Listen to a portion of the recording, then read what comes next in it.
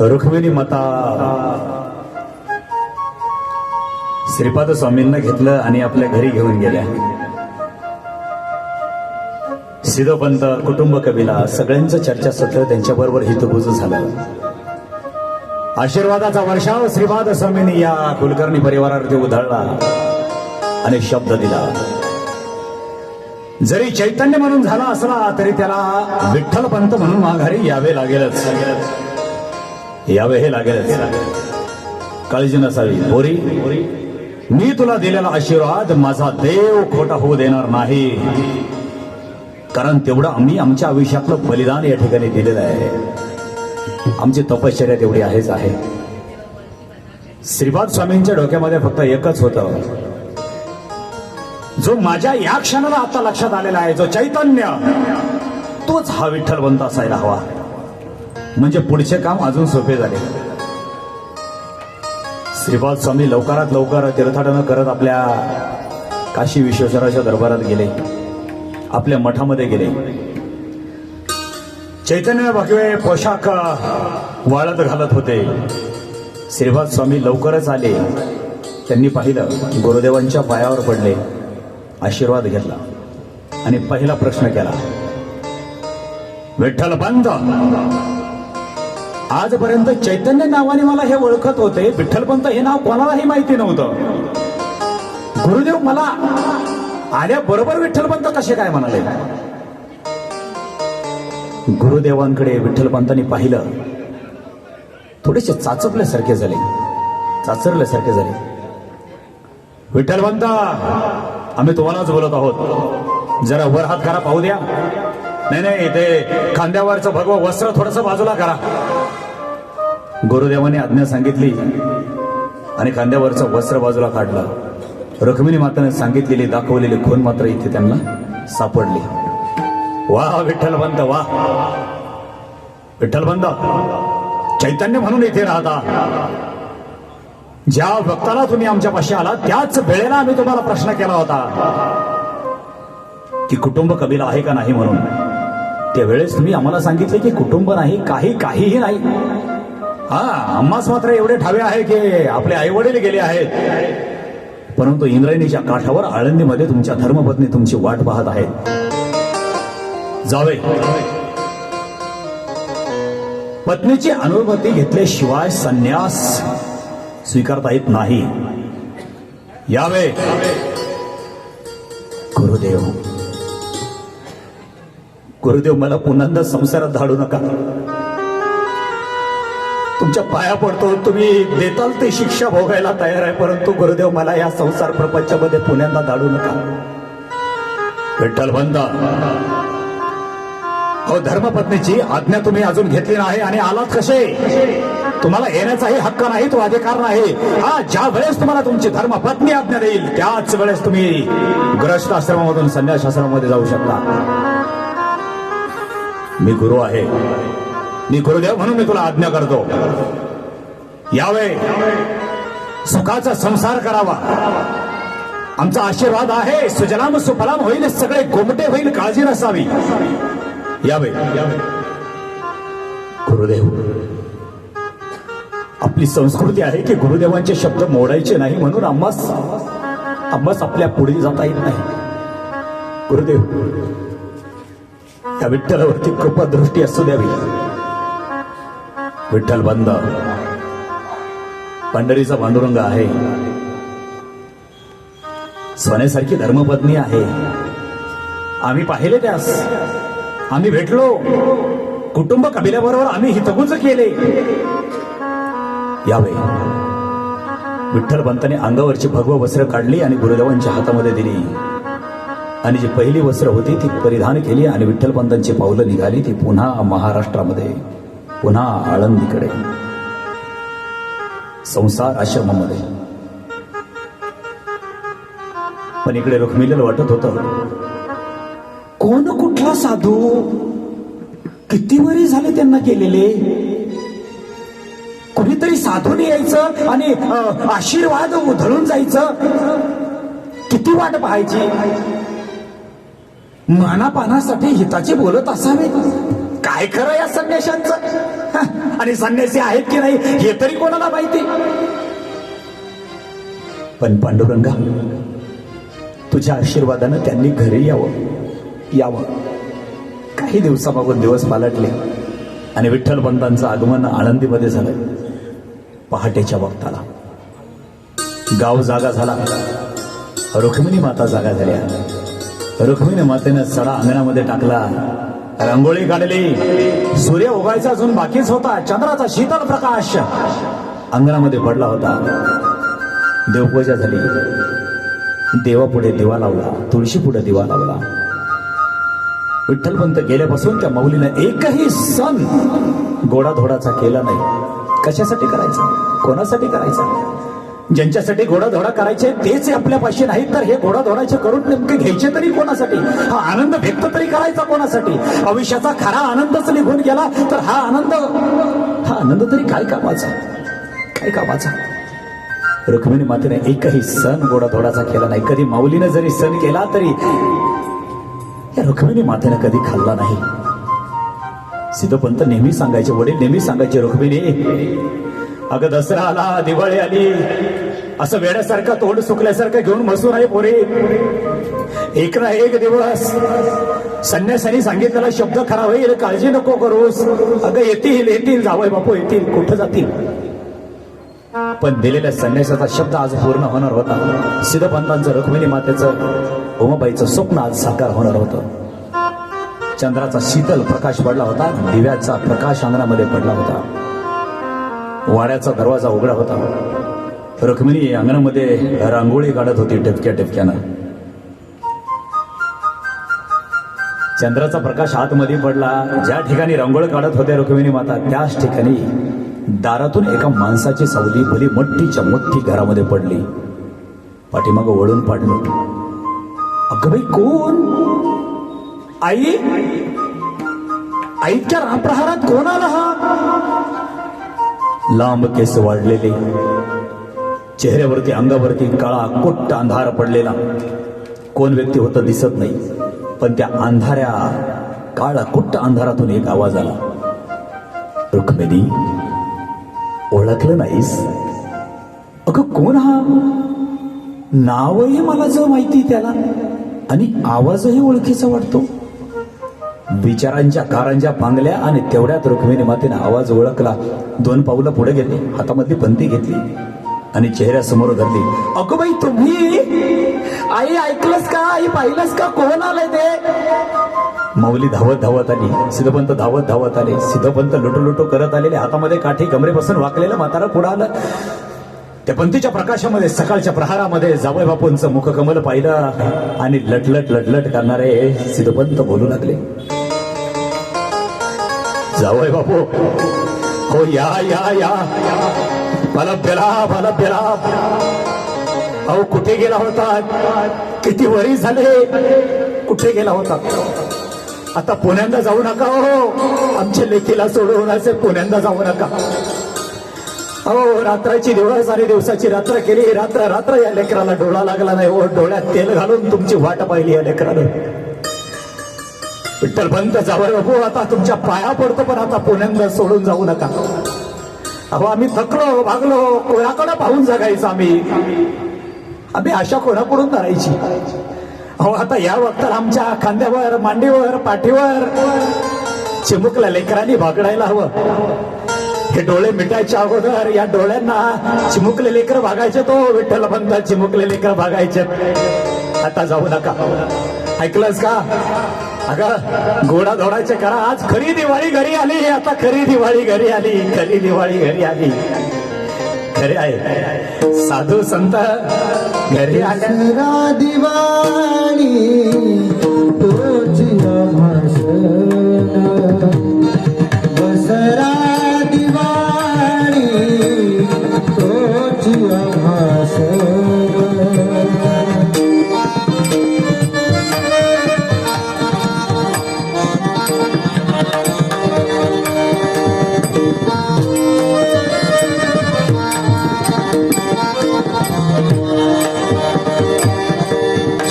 संत जन भेट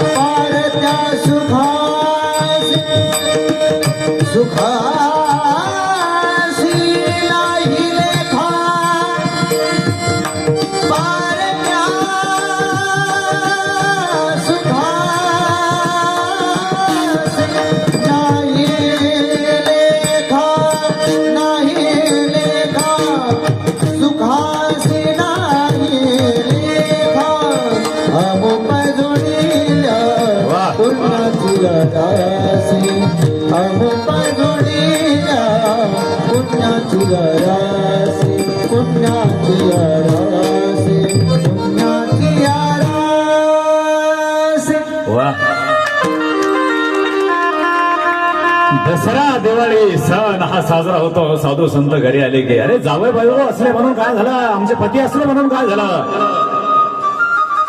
त्याच उंचीचे दिवाळी दसरा साजरा केला गेला. घोडाधोडाचे 2 घास केले गेले. पण गावामध्ये वाऱ्यासारखी बातमी पसरली. ब्राह्मण मंडळी आळंदीतील बोलू लागली, अहो ऐकलत का, अरे सिद्धोबंताचे जावई बापू आले म्हणे. जावई बापू आले. अरे संसार प्रपंचाला सुरुवात केली, संन्यासाश्रमामध्ये गेलाय आणि पुन्हा गृहस्थाश्रमामध्ये आलाय. अरे अध्यारंभ टिकवणारी माणसं जर अशी वागू लागली तर सर्वसामान्य माणसाने तो काय करायचे. हे काही असू द्या, पण हे विठ्ठल बंधाचं मला काही पटलं नाही बघा. अहो पटलं कसं नाही. आताच लग्न केलं आणि बायकोला सोडून निघून गेलाय. अहो एवढ्या तारुण्यामध्ये मुलगी सोडून संन्यासाश्रम मध्ये अहो कसा राहील कसा. अहो ढोंगच ते आला पुन्हा संसारात. काहीही म्हणा, पण अशा विद्वान माणसाने असं करायला नको होतं. हे असे जर करू लागली, अहो राहिला आळंदीत राहून कोण देत आहे. यांच्यावरती बहिष्कार टाकला पाहिजे, बहिष्कार. अहो वाढीत टाका त्यांना. रोज कानावरती सिद्धोपंतांच्या हे शब्द घेऊ गेले. विठ्ठलपंतांच्या कानावर हे शब्द जाऊ लागले. एकदा तर सिद्धोपंत रस्त्याने चालले आणि कुणीतरी त्यांच्या बरोबर गेलं. कुणीतरी कशाला, गणेशपंत होते. गणेशपंत गेले. सिद्धोपंत अहो काय चाललंय काय हे. अहो धर्मशास्त्र सांगताय काय, तुम्ही करताय काय. गृहस्थाश्रमामधला तुमचा जावई संन्यास आश्रमात गेला आणि पुन्हा इकडे आलाय, शोभता का तुम्हाला. अहो पण संस्कार करूनच आम्ही त्यांना संसार प्रपंचामध्ये गेले. हे बरं आहे. अहो संस्कार तर मेलेले प्रेतावरही करतात, मग का त्याला घरात कोणी ठेवून घेतं का. चुकलं. क्षमा क्षमा क्षमा क्षमा क्षमा करा. नको नको तो समाज सगळा बोलायचा. विठ्ठलपंतांच्या तोंडावरही बोलायचा. एकदा तर संध्याकाळ झाली. आपल्या सासरेवर सासूवन आपल्या धर्मपत्नीला आणि आपलाही होत असलेला अन्याय आणि तो अपमान विठ्ठलपंतांना सहन होत नव्हताच. रुक्मिणीपाशी एक दिवस बोलून गेले. गुरुदेवांच्या आज्ञेने आम्ही इथे आलो. आम्ही येणार नव्हतो, गुरुदेवांच्या आज्ञेने आलो आणि हा समाज. रुक्मिणी म्हणतात, अहो आज आपण 2 जण आहोत, पण उद्या जर लेकरं बाळ झाली तर हा समाज आपल्याला काय बोललो, काय बोलला. नको बाई नको. काही गोष्टींचा त्याग केलेला बरा, पण या समाजाचे अपशब्द ऐकणं नको. एकदा तर धर्मसभाच भरायची ठरली आणि आळंदीमध्ये भरली. हरिहरपंत, गणेशपंत, महादेव भट्ट, विसोबा चाटे, मोठे मोठे फेटे परिधान केलेले, वेदशास्त्र पिशवीमध्ये ग्रंथ घेऊन फिरणारे. धर्मसभा भरली. सिद्धोपंत हजर झाले. विठ्ठलपंत हजर केले गेले. वरती उंच सिंहासनावरती महादेव भट्ट बसले आणि उजव्या डाव्या बाजूनं अशी रांग लागली न्याय देवारा करणाऱ्या पंडितांची. पंडित बुवा बोलू लागले,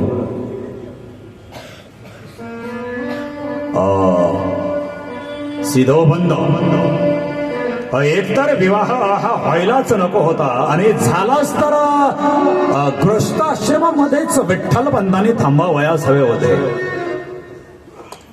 संन्यासाश्रमामध्ये गेले आणि पुन्हा संन्यासाश्रमामधून पुन्हा गृहस्थाश्रमामध्ये.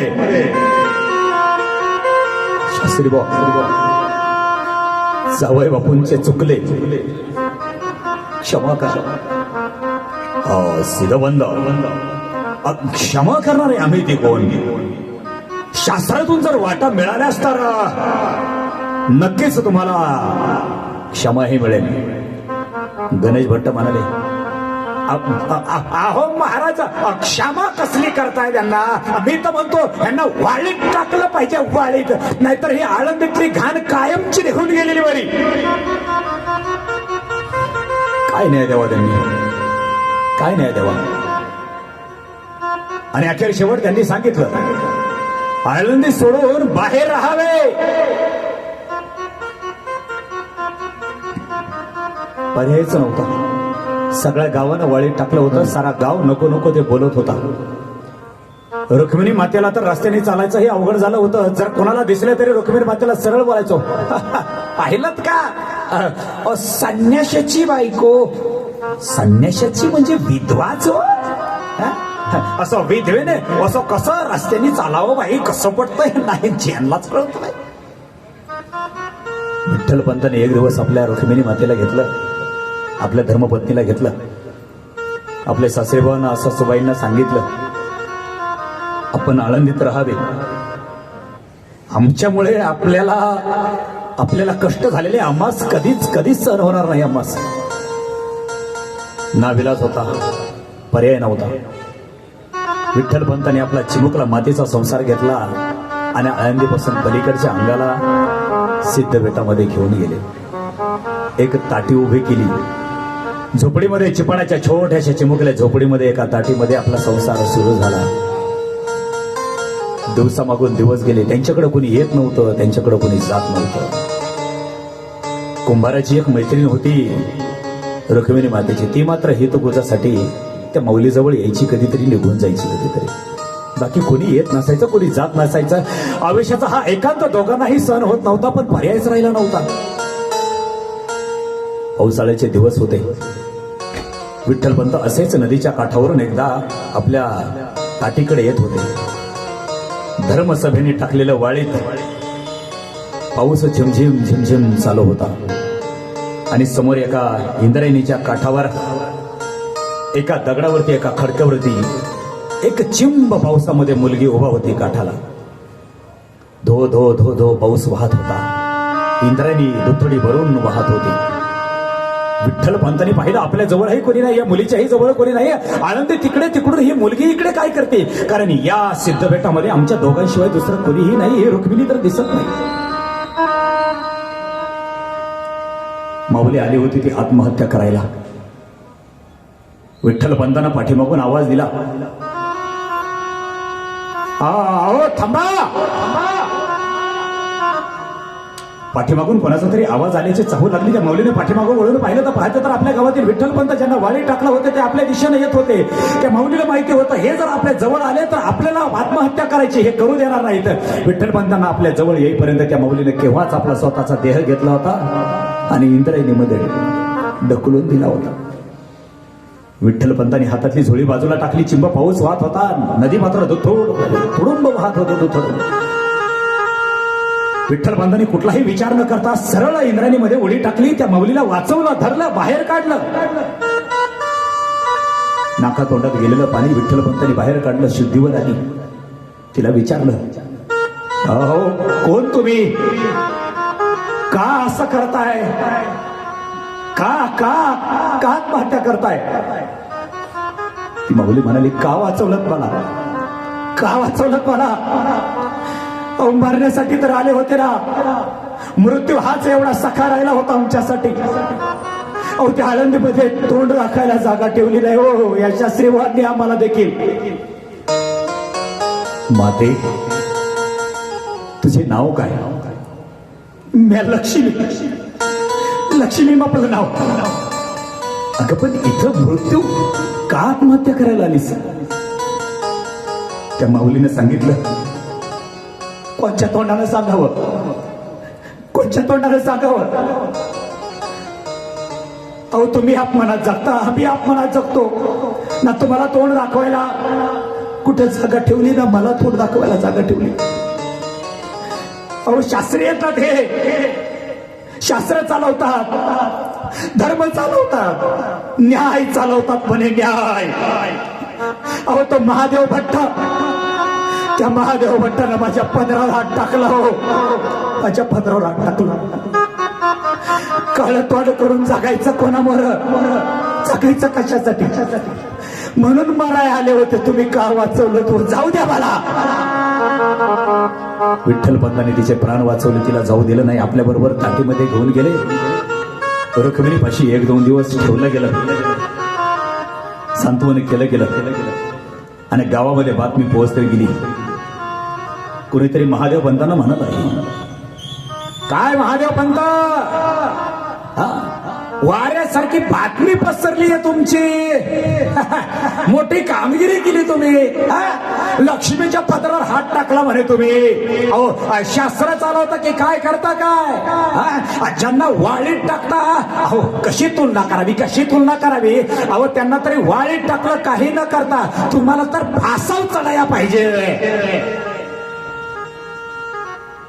असाच एक प्रसंग माझ्या छत्रपती शिवाजीराजांच्या काळामध्ये घडला होता. आपल्या पुणे गावाच्या पलीकडे रांजा म्हणून गाव आहे. त्या रांजा गावामध्ये बाबाचे बिन भिकाचे गुजर त्याला पाटीलकी मिळाली होती. असाच एका माय माऊलीच्या पदरावर त्या हरामखोरानं हात टाकला. माझे शिवाजीराजे वय वर्ष होते, फक्त 17 वर्षाचे. 17 वर्षाचे असताना भगवत महाराज माझ्या शिवाजीराजाने त्या नराधामाचा डायरेक्ट चौरंगा केला होता. दोन्ही हात इथून तोडले होते, दोन्ही पाय इथून तोडले होते. 28 फेब्रुवारी 1647 दिवस. रांझ्याचा पाटील म्हणे पाटील. आदिलशाहीने त्याला दिलेली पदवी, पाटील, कुलकर्णी, देशमुख अशा पदव्या दिलेल्या. गुजर हा ब्राह्मण समाजाचा. पण माय माऊलीच्या पदरावर पाय टाकला, हात टाकला ना, तर राजे सरळ म्हणाले, बाबाजी बिन भिकाजी गुजर पाटील. बर प्रांतात ते सुलतानी सत्ता ही तैसेच वागते.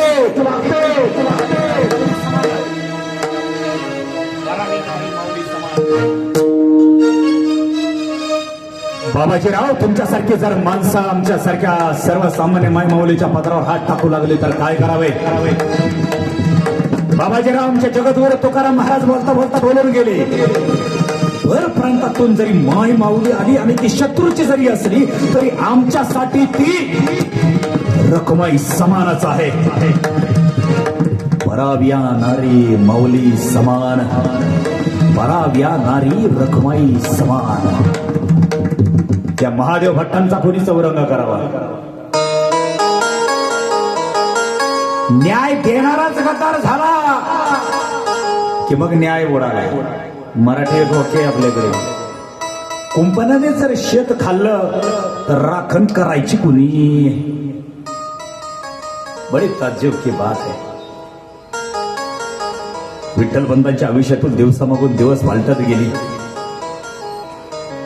आणि रुक्मिणी मातेला दिवस गेले. पण रुक्मिणी मातेलाही मोठा प्रश्न पडला. लेकरू जन्माला येईल, कधीतरी आपल्या अंगावरचा पदर घ्यायची, तोंडामध्ये गच्च दातामध्ये धरायची आणि राग राग बोलून जायची, जन्माला येणारा गोळा हा मेलेलाच जन्माला यावा. कायमची पिढा निघून जाईल. आम्ही 2 जण जगतो आहोत तरी हा समाज जगू देत नाही. उद्याच्या हा समाज आम्हाला जगून देईल का? पण या रुक्मिणी मातेला माहिती नव्हतं, याच माऊलीच्या उदरातून भक्ती, ज्ञान, वैराग्य आणि प्रेम भविष्यामध्ये जन्माला येणार होतं. ज्या लक्ष्मीला वाचवलं होतं ती लक्ष्मी खास आता रुक्मिणी मातेची मैत्रीण झाली होती. डोहाळे पुरवायला, सुखादुखाचे दिवस वाटून घ्यायला आता ही लक्ष्मी तिच्या बरोबर सारखी यायची. हे कुंभाराची लक्ष्मी. दिवसामागून दिवस गेले आणि दिवस जवळ आले.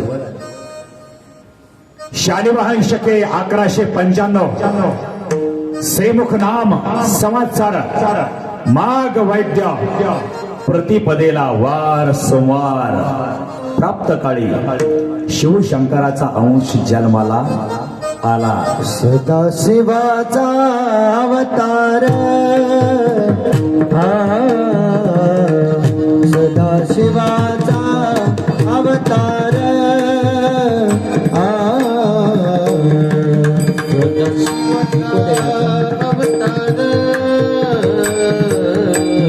आवाज द्या, दोघांना आवाज ऐकले.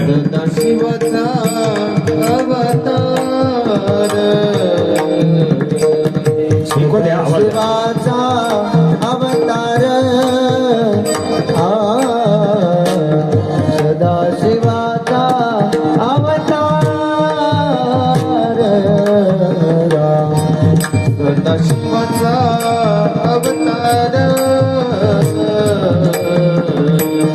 सदा शिवाचा अवतार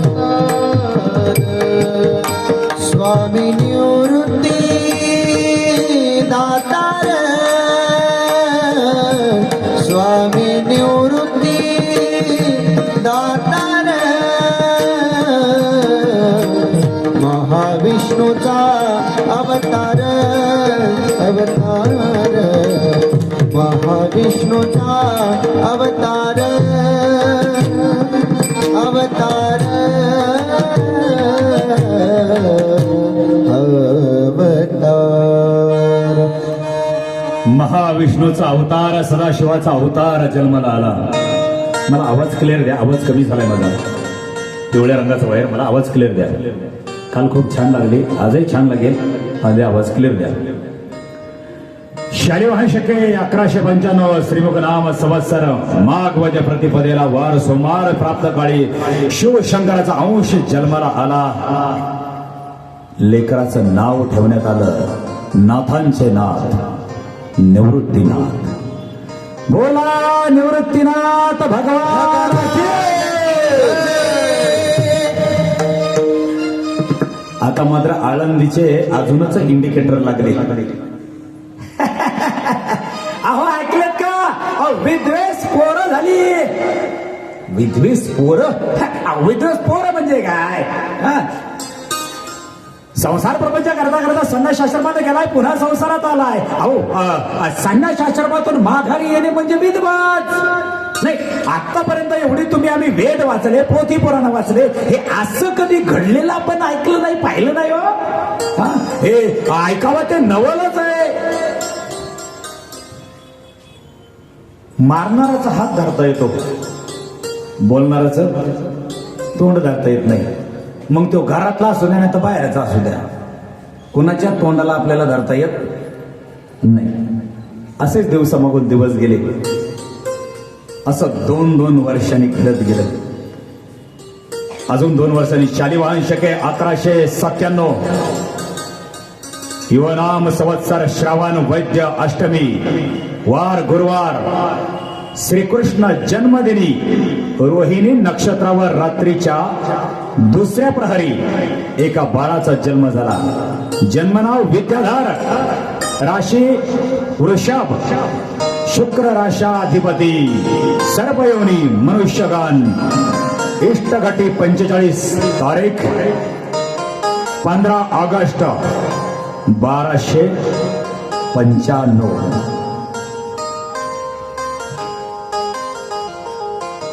रात्री 12 वाजता ज्ञानदादांचा जन्म झाला.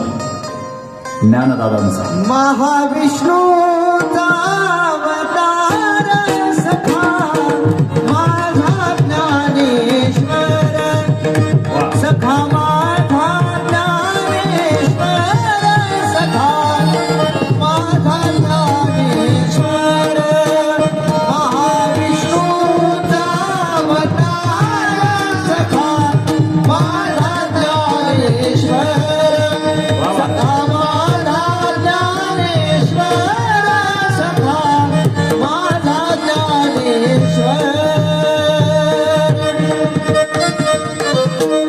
ज्ञानेश्वर महाराज की. मिस्टर म्युझिक मास्टर, गायकांना थोडासा आवाज छान द्या. त्यांचा आवाज कमी आहे. त्यांना आवाज कमी दिल्यामुळे ते लवकर आपली कामगिरी उरकून मोकळे होतात. म्हणजे त्यात वेळ घालावा असं मला म्हणायचं नाही, पण त्यांना त्यांचा आनंद घेऊ द्या. छान दोघांनाही आवाज द्या. निलेशराव तुमचं बरं आहे ना? हा, थोडे शार्प करा, बेस थोडा कमी करा. कशाला त्रास होतो नंतर परत 2 वर्षांनी शालिवाहन शके 1199 ईश्वर नाम संवत्सर कार्तिक शुद्ध पौर्णिमेला रविवारी रात्री सोपान देवांचा जन्म झाला. ब्रह्मा सोपान तो झाला वा वा. हे ब्रह्मा सोपान तो झाला ब्रह्म सोपान तो झाला ब्रह्म सोपान तो झाला हो ब्रह्म सोपान तो झाला वा वा.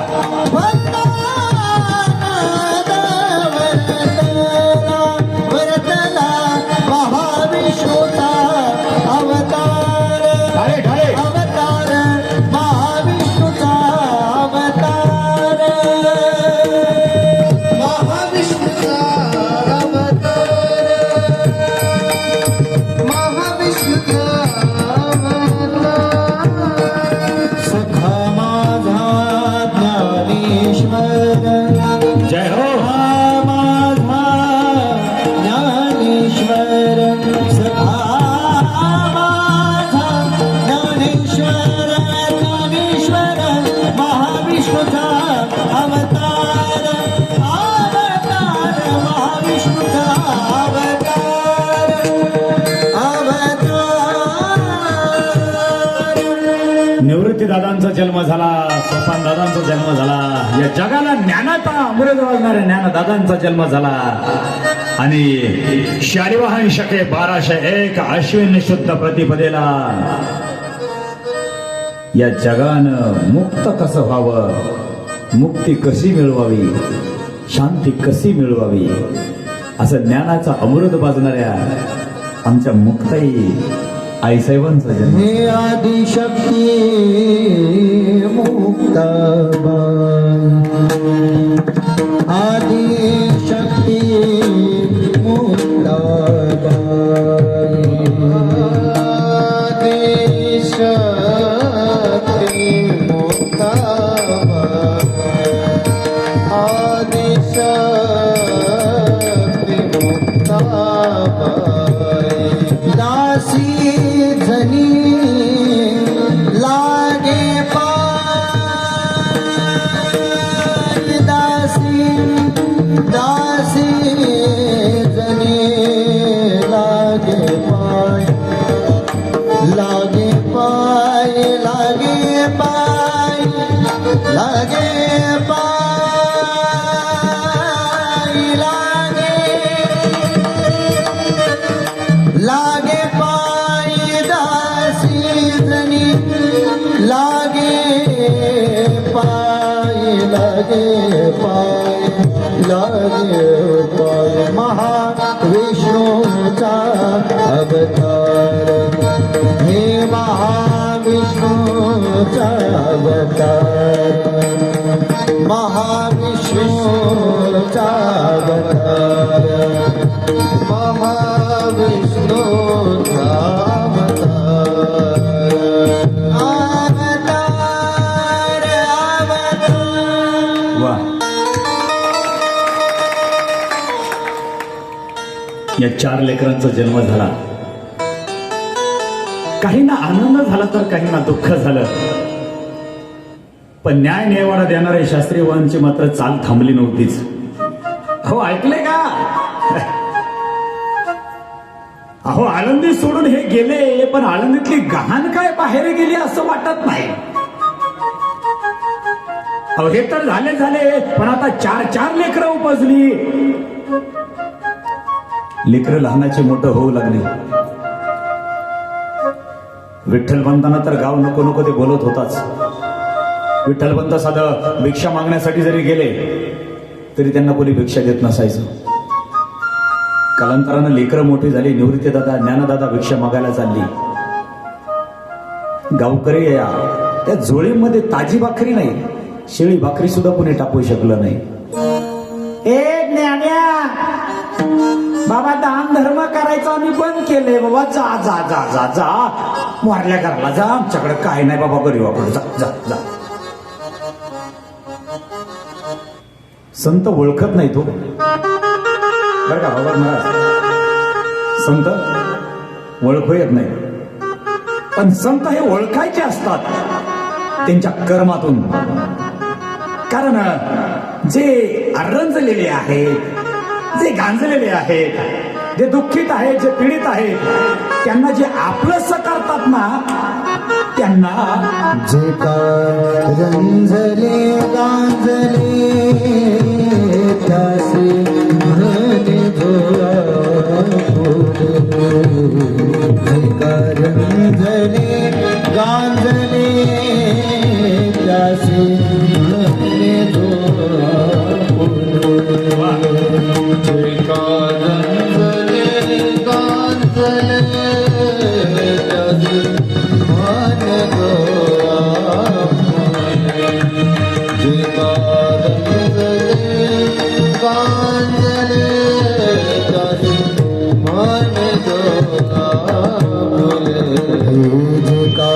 रंजले गांजले त्यासे म्हणे फुले जे का रंजले गांजले त्यासे म्हणे फुले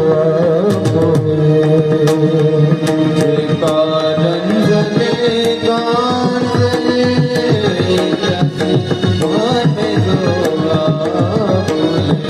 वा वा.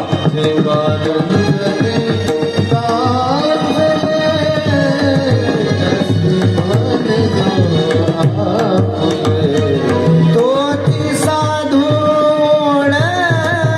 खावा देव तेची जाणावा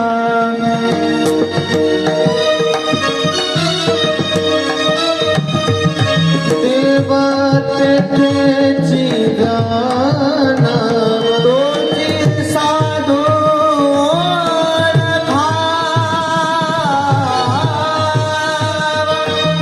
देव तो देव तोची जाणावा जाणावा जाणावा जाणावा तोची साधू बाबा देव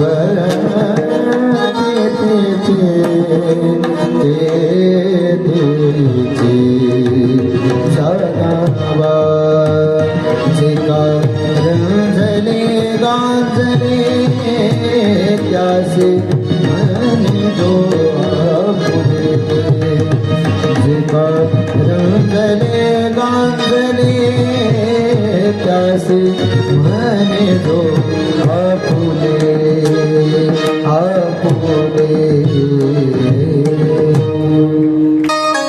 जे का रंजले गांजले त्याचे म्हणे जो आपुले. देव साधू दुसरीकडे शोधायची आणि ओळखायची गरजच नाही, तिथे सापडतात. खरं तर आपल्याला संतांचा सहवास लाभला नाही हे आपलं दुर्भाग्य. पण काका खरं सांगू, आज तुकाराम महाराजांची जर भेट घ्यायची असेल तर मी त्या दिवशी सांगितलं तुम्ही गाता हातामध्ये घ्या. माऊलींची जर भेट घ्यायची असेल, माऊलींबरोबर जर बोलायचं असेल तर ज्ञानेश्वरी हातामध्ये घ्या. आपण ज्ञानेश्वरीवर बोला, माऊली आपल्या बरोबर बोलतील. आपण गाथ्याबरोबर बोला, महाराज आपल्या माथ्याबरोबर बोलतील. ही गंमत आहे. ग्रंथांच्या माध्यमातून शरीरांचा सहवास लाभणं वेगळं आणि ग्रंथांचा सहवास लाभणं वेगळं. दुर्भाग्य आपण त्यांच्या काळामध्ये नव्हतो, पण दुर्भाग्य आपलं उत्तम त्यांच्या अगोदर आपण नव्हतो. संत होऊन गेल्याच्या नंतर, गाथा ज्ञानेश्वरी जन्माला आल्याच्या नंतर का होईना, परंतु आपला जन्म झाला हे आपलं अहोभाग्य, मोठं भाग्य आपलं. दिवसामागून दिवस गेली. सिद्धोपंतांचं वय झालं होतं. सिद्धोपंतांना जावई बापूला भेटायला जायचं म्हणलं तरी जाता येत नव्हतं वयानुसार. आणि सिद्धोपंतांच्या आयुष्यातला एक दिवस उजाडला तो शेवटचा. सिद्धोपंतांनी आपला शेवटचा श्वास जवळ केला. लक्ष्मी धावत धावत गेली आणि ताटीमध्ये रुक्मिणीला सांगू लागली, रुक्मिणी, रुक्मिणी, तुझे वडील गेले का? तुझे वडील गेले, तुझे पिताश्री गेले. धाय मोकळून रुक्मिणी रडत धावत सुटल्या त्या आपल्या आळंदीकडे, आपल्या वडिलांकडे. रुक्मिणी आल्या वडिलांपाशी, आईपाशी. चिता रचली गेलीये. मुलगा तर नव्हता, होती मुलगी. आणि मुलगा नसल्यानंतर जावई बापूंनीच अग्निडाग द्यायचा असतो असं म्हणतात.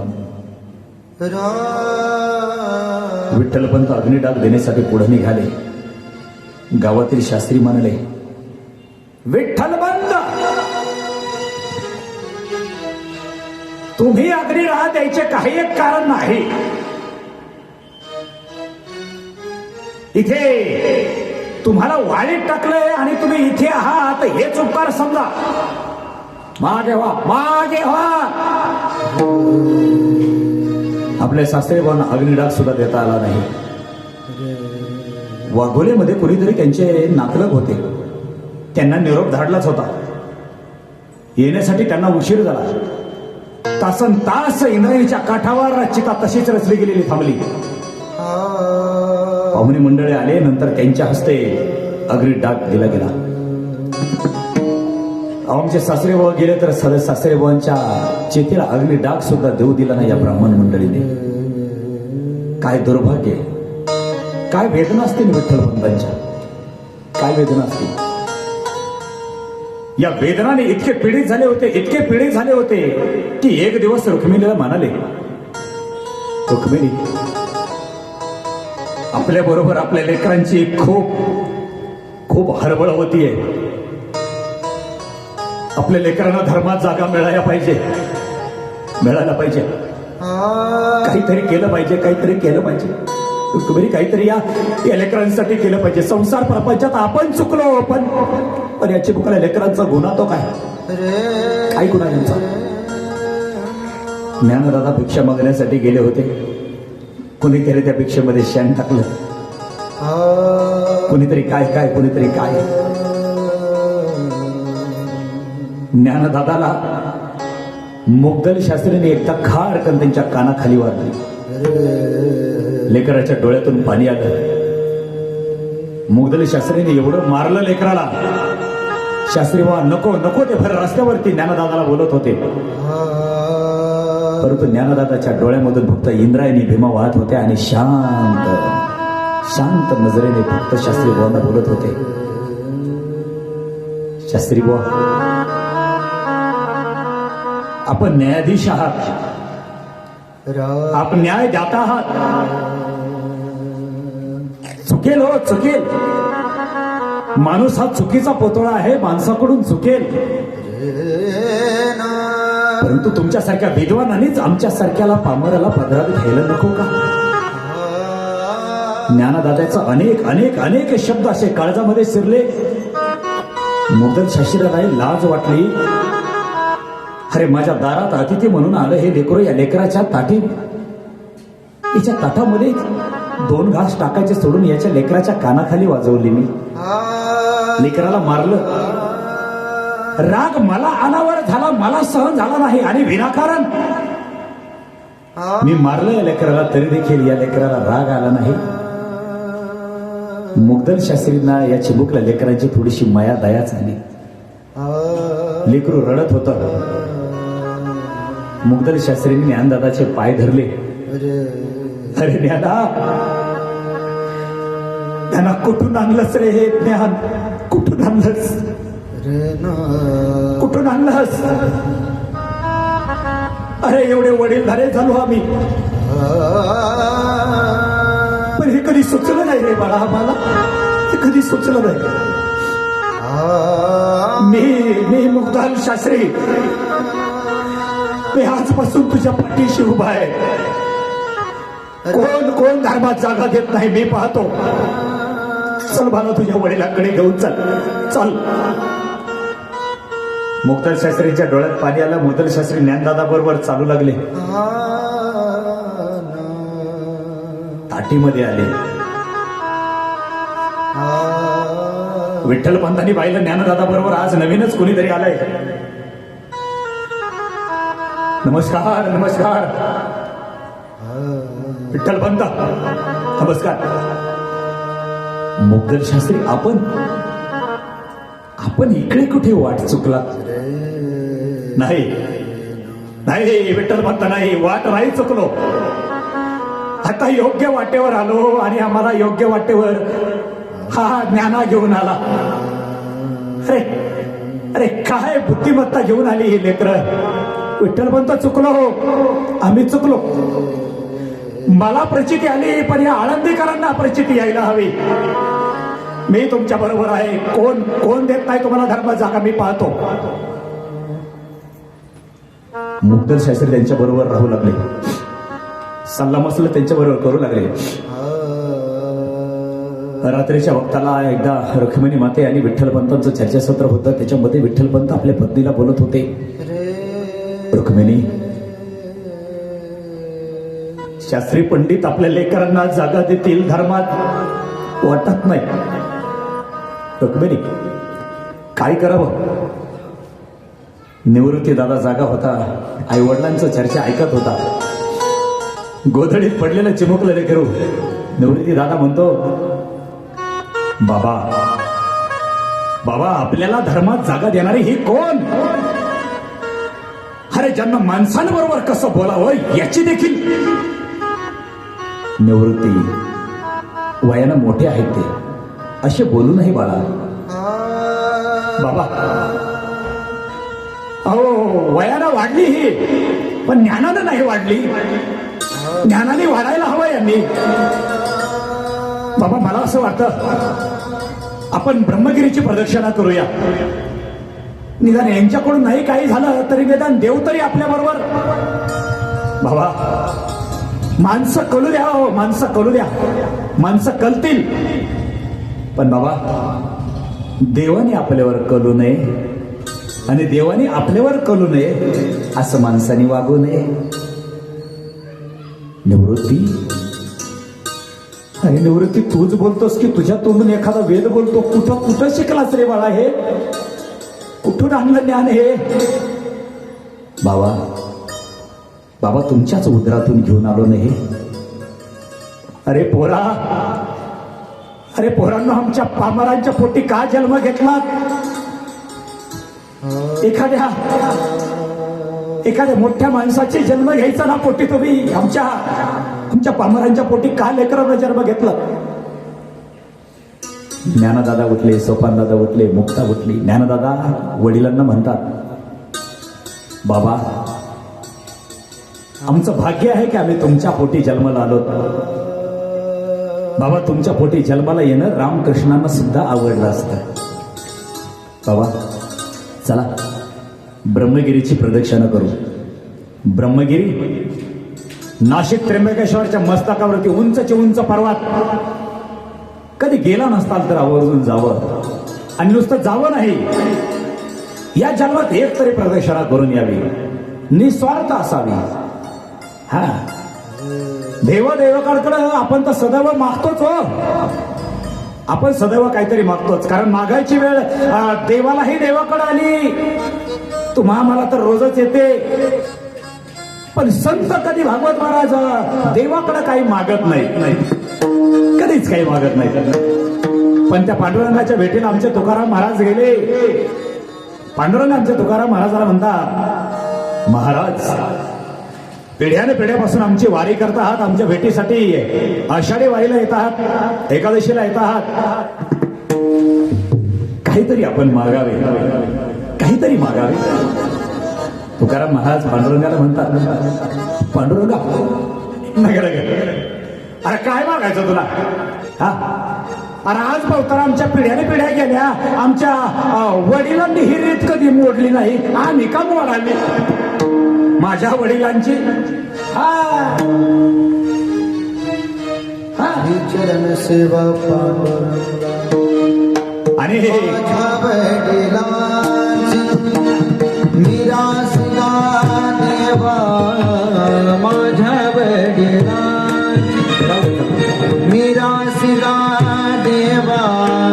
तुझी चरण सेवा पांडुरंगा तुझी चरण सेवा पांडुरंगा उपवास पारणे राखीला दानवता उपवास पारणे राखीला विठ्ठला विठ्ठला, अरे आज बहुतर आम्ही जे आमच्या वडिलांनी काही मागितलं नाही, आम्ही का मागावं? देवानी आपल्याशी बोलावं. हॅलो, आमच्या संतांशी पांडुरंग बोलतात, आम्हीही पांडुरंगाशी बोलतो, आम्हीही देवाशी बोलतो. पण दुर्भाग्य, देव आमच्याशी बोलत नाही. कारण आपली तेवढी भक्ती, आपली तेवढी शक्ती, आपली तेवढी निष्ठा प्रबळ आपली भगवंतावर नाही. पण रिक्वेस्ट केली, विनंती केली पांडुरंगानं महाराजांना, महाराज काहीतरी मागा. हेची दान देगा देवा एवढंच द्या. हेची दान देगा देवा हेची दान देगा देवा हेची दान देगा देवा तुझा विसरण व्हावा तुझा विसरण व्हावा तुझा विसरण व्हावा तुझा विसरण व्हावा तुझा विसरण व्हावा पांडुरंगा, तुझा पांडुरंगा, फक्त तुझा विसर मला माझ्या आयुष्यामध्ये पडू देऊ नको. खरं सांगू विठ्ठला, अरे ह्या संसार प्रपंचामध्ये कितीही कमवलं तरी नश्वर. आता संपत्ती नको, मुक्ती नको, मोक्षही नको. अरे तो मोक्षाचा तर आम्हाला कंटाळा आहे. तो का म्हणे आम्हा मोक्षाचा कंटाळा. खरं सांगू पांडुरंगा, संपदा सोहळा नावडे मनाला. बस पांडुरंगा, तुझा टकरा लागला, तुझी आठवण, बस फक्त ध्यान तुझ्या चरणावर. विठ्ठला, आता संपत्ती नको, धन नको, दौलत नको, मोक्ष नको, मुक्ती नको. हा द्यायचं झालं तर संतांची संगत दे. संत संग देई सदा. संत संग देई सदा संत संग देई सदा संत संग जय हो. देई सदा विठ्ठला,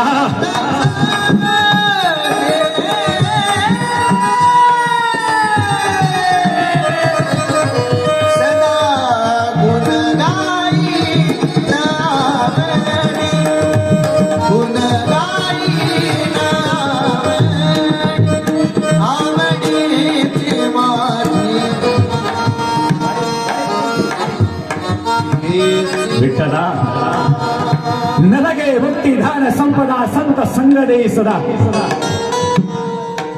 आणि तुझं विसरण का नको माहितीये? पांडुरंगा, आनंदाच्या दिवसामध्ये मला तुझी आठवण होत नाही रे. बस तुझ्या नामाचं गुण गावंसं वाटतं. आणि ते गुण मला तुझी आठवण झाल्यानंतरच होत. आणि तुझी आठवण राहावी म्हणून विठ्ठला, मला दुःख हवं जे महाभारतातल्या कुंती मातेनं कृष्णाकडे मागितलं. 5 पांडव सिंहासनावरती बसल्यानंतर सुद्धा, कृष्णा मला दुःख दे. का? कृष्णाने विचारलं का? त्यावेळेस कुंती माता म्हणतात, कृष्णा, सुखामध्ये तुझी आठवण होत नाही. जरी तू माझा रिश्तेदार असलास तरी देखील आठवण येते की दुःखामध्येच. आणि तुझा विसर न व्हावा म्हणून मला दुःख दे. आणि खरं सांगू, हे सगळं मिळवण्यासाठी मला मोठेपण नकोच आहे. मला सदैव लहान राहू दे. संत संग दे सदा लगे मुक्ती धन संपदा. मला लहानपण हवं विठ्ठला, मला लहानपण हवं.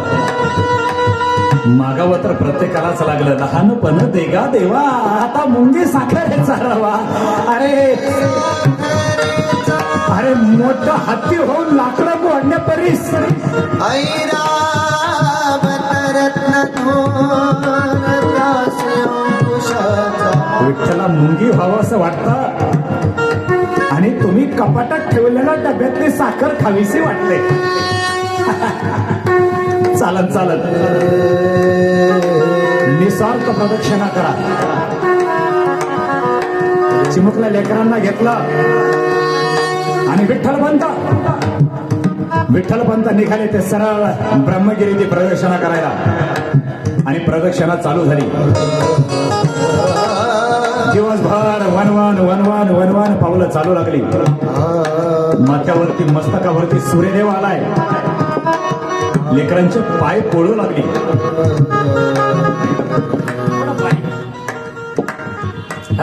कंटिन्यू. चिमुकली मुक्ता म्हणते, आई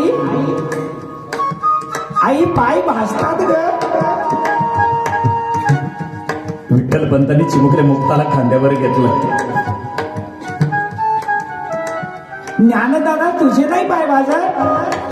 माऊली विठ्ठल पंत लेकरांना म्हणाले, अरे पोरा हो, वेडेसारखं काय करताय. पाला बांधा ना पायाला. मग ज्ञानदादानी वेल घेतली, पायाला गुंडाळली. सोपान दादानी वेल घेतली, पायाला गुंडाळली. मुक्ता म्हणाली, बाबा मला पण पाला बांधायचा पायाला. विठ्ठल पंतांनी मुक्ताच्या पायाला पाला बांधला. लेकरांचे पाय भाजत नव्हते, पण निवृत्ती दादांनी पाला बांधला नाही. ज्ञानदादा निवृत्ती दादाला म्हणाले, निवृत्ती दादा तुझे नाही पाय भाजत. तू का नाही पाला बांधला पायाला.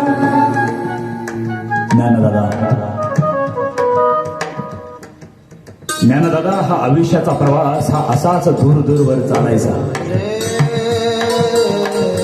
निवृत्ती दादाने अशा लांबवर असलेल्या डोंगराकडे नजर टाकली आणि नजर टाकत ज्ञानदादाला बोलून गेले, ज्ञानदादा मला माहिती या वाटा कुठंच जाणार नाहीये आणि ह्या वाटा आपल्याला कुठं नेणार पण नाहीये. ज्ञानदादा रुळलेल्या वाटेने जाणारे अनेक जण असतात, पण स्वतःची वाट निर्माण करणारा एखादाच असतो. ज्ञानदादा तुला मला वाटा निर्माण कराव्या लागतील. समाजाने निर्माण केलेल्या वाटेवर आपण चालायचं नसतं. ज्ञानदादा विजेता जगापेक्षा वेगळं काहीही करत नसतो, फक्त प्रत्येक गोष्ट तो वेगळेपणाने करत असतो, म्हणून तो विजेता ठरत असतो. आपुले आपण करा सोडवन सोडवन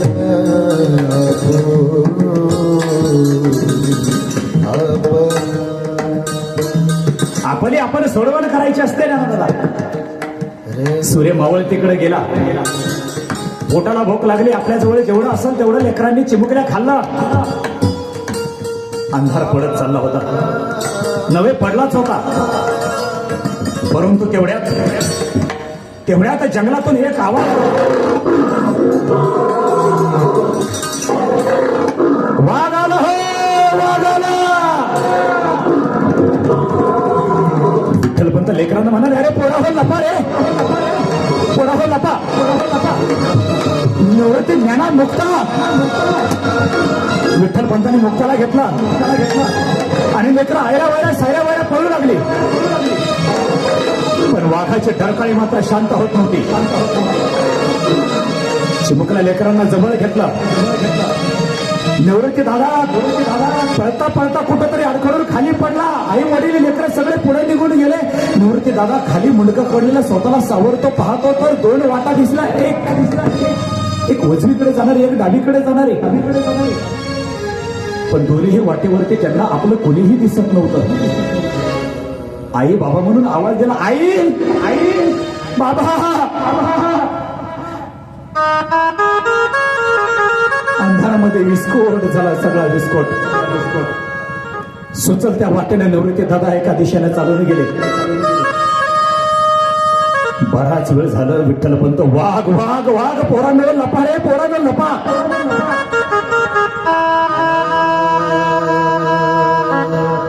मुक्तीची आई निवृत्ती कुठे, निवृत्ती कुठे, निवृत्ती कुठे, निवृत्ती.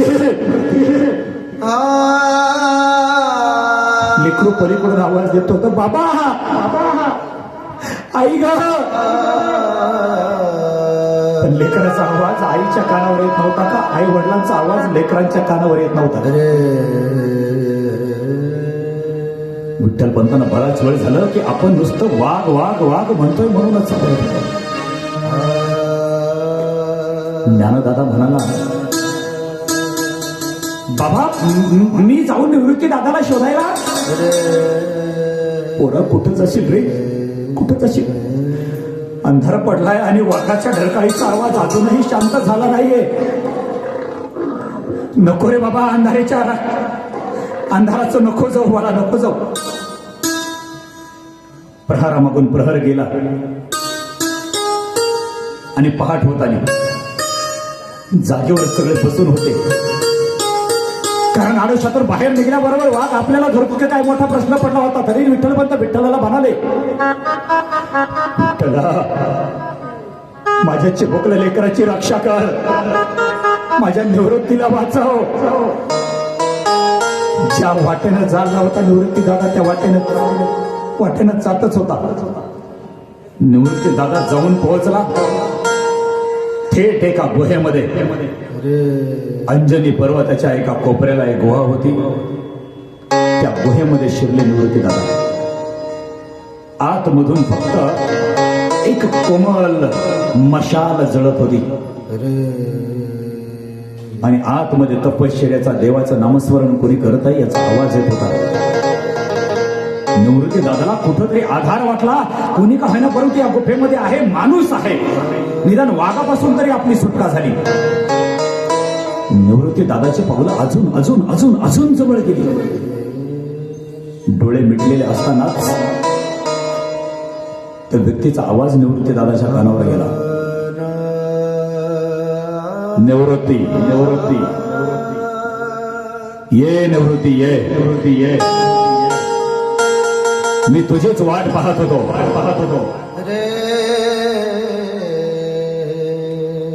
याच ठिकाणी तुला यायचं होतं आणि तुलाच घेऊन इथे आलोय मी. निवृत्ती ये, घाबरू नकोस, घाबरू नकोस.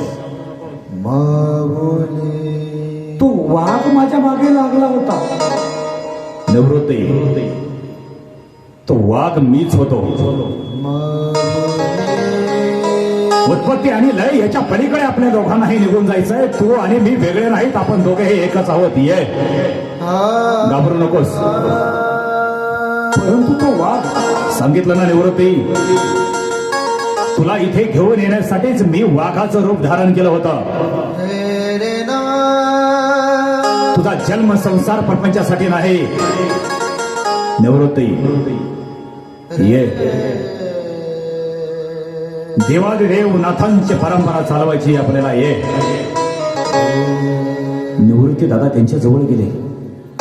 निवृत्ती दादाने विचारलं, आपण कोण? मी गहिनीनाथ. नाथ इथे काय? निवृत्ती आधी मायाजाळातून बाजूला ये आणि तिथे बैस आणि मी सांगतो तेवढाच कर. बैस. निवृत्ती दादाला बसवलं. नाथाने हातामध्ये चिमटा घेतला आणि विजय भाऊ म्हणून सांगितलं आणि फक्त एकच घंटातून आवाज बाहेर निघाला, अलख निरंजन.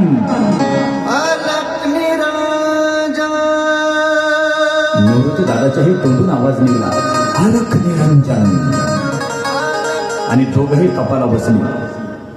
पण इकडे सूर्य मात्र उगवतीकडे गेला होता. विठ्ठल भक्तांना निवृत्ती दादा सापडत नव्हता. पती पत्नीमध्ये वार्तालाप चालू झाली, चर्चासत्र चालू झाला. माझा निवृत्ती कुठे आहे? हो माझा निवृत्ती कुठे आहे? अहो रात्री वाघाला वाघाने तर खाल्ला नसेल माझ्या निवृत्तीला. माझा निवृत्ती. आईला रडता येतं, आईला रडता येतं, बापाला रडता येत नाही. कन्या जर लग्नामध्ये विवाहामध्ये जर वाट लावली ना तर कन्या बापाच्या छातीवर डोकं ठेवून बिलगून बिलगून रडते. पण बापाला रडता येत नाही. जगी ऐसा बाप भावा, बाप रडतो. त्याचा वंश मुक्तीस जावा. बाप रडतो तो रात्रीचा. मुक्तीस जावा. रात्रीचं बापाला रडावं लागतं. बाप रडतो तो फक्त आंघोळ करताना जणू आंघोळीचं पाणी आणि डोळ्याचं पाणी एकच वाटावं. पोटा येता हरले पापा, हरले पापा. ज्ञान देवा माय बापा,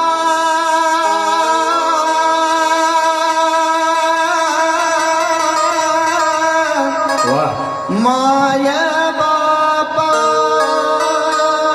ज्ञानदेवा, ज्ञानदेवा. काळजाचा तुकडा आई वडिलांना सोडून गेला होता. निवृत्ती, निवृत्ती. माझा निवृत्ती कुठे? माझा निवृत्ती कुठे? प्रदक्षिणा झाली. वाऱ्यासारखी बातमी गावात गावात पोहोचली. पैठणमध्ये पोहोचली, आपेगावमध्ये पोहोचली, आळंदीमध्ये पोहोचली. विठ्ठलपंत आपल्या तिन्ही लेकरांना घेऊन आळंदीत आली. आणि ब्राह्मण मंडळीला एक चर्चेला नवं उधाण सापडलं.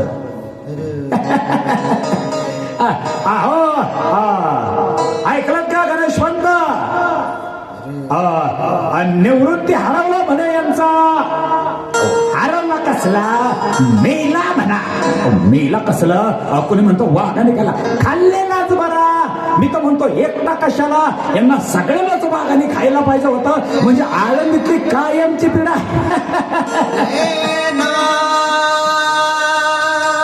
हो, एका आईचं वडिलाचं लेकरू पाळस वाघाने खाल्लंय आणि असं काय बोलताय? वा वा वा.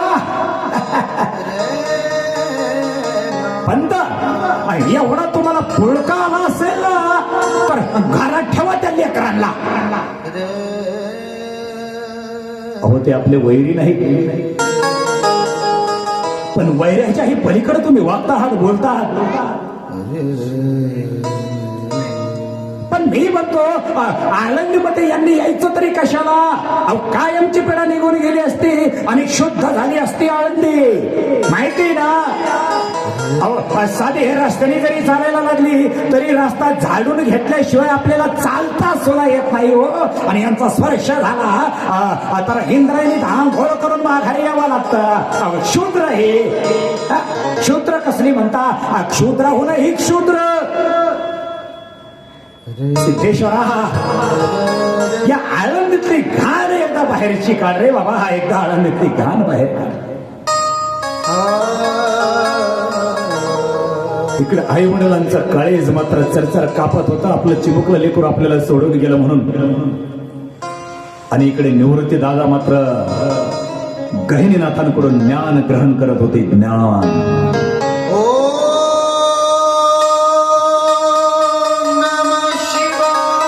निवृत्तीनाथांनी गुरुदेवाने दिलेलं सगळं ज्ञान आपल्या मस्तकामध्ये घेतलं.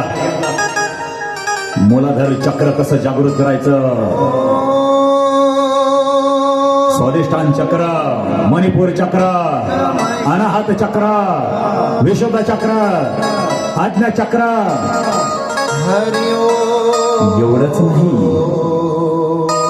4 वेद मस्तकामध्ये टाकले ज्ञानदादा निवृत्तीदादांना. नमः शिवाय. ऋग्वेद, यजुर्वेद, सामवेद, अथर्ववेद, 6 शास्त्रे, योगशास्त्र, न्यायशास्त्र, विशेषिक शास्त्र, पूर्ण मीमांसा शास्त्र, सांख्यशास्त्र, दर्शनशास्त्र, उत्तर मीमांसा शास्त्र, 18 पुराण, नमः शिवाय. विष्णू पुराण, पद्मपुराण, ब्रह्मपुराण, शिवपुराण, भागवत पुराण, नारद पुराण, मार्कंडेय पुराण, अग्नेय पुराण, भविष्य पुराण, लिंग पुराण, वराह पुराण, स्कंद पुराण, वामन पुराण, कर्म पुराण, मत्स्य पुराण, गरुड पुराण, ब्रह्मांड पुराण, ब्रह्मा वैवर्त पुराण.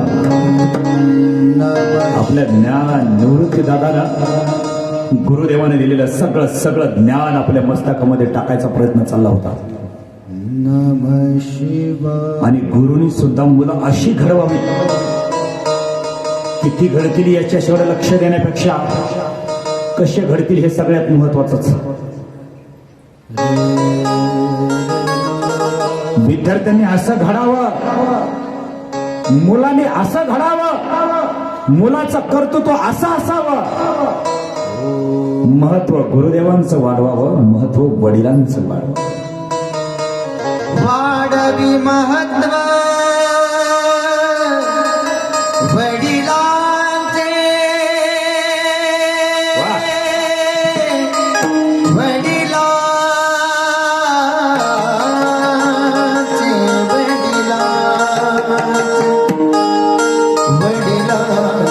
आई वडिलांचं महत्व वाढवावं.